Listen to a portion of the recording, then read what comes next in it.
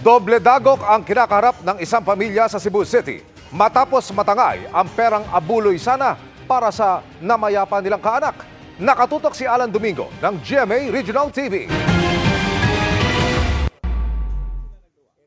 Linggo ng hapon nang mabagok ang ulo sa semento at tuluyang mahulog sa sapa ang 4 na taong gulang na lalaki sa Cebu City.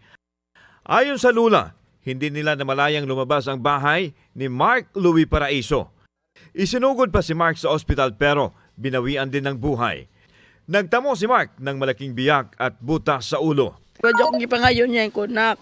Kanang tabangila dyan imong lalanak. Asa ko pa dumulakaw-lakaw na mga kwarta ta makabayad ta sa imong lungon. Imong pamisa ni mo. Ako siya gingnan. Pamisahan ka na ako eh. Sa gitna ng pagluluksa ng pamilya, nabiktima pa sila ng online scammer na tumangay sa 16,000 pesos na donasyon para sa apo na ipinadala sa e-wallet.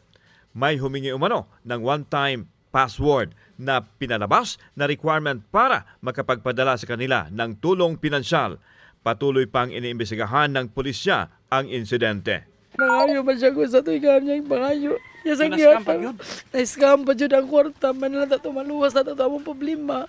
Dahil dito, nanawagan ang pamilya ng bata ng tulong pinansyal para matustusan ang pagpapalibing nito. Nawagan lang sa ko sa kanang katong ako mga parinting ya na mahimok na sila gamay katabang sa kuha palubong lang ba nga matagaan kami bisag gamay nga financial ba matabangan kami. Mula sa GMA Regional TV at GMA Integrated News, Alan Domingo, nakatutok 24 oras.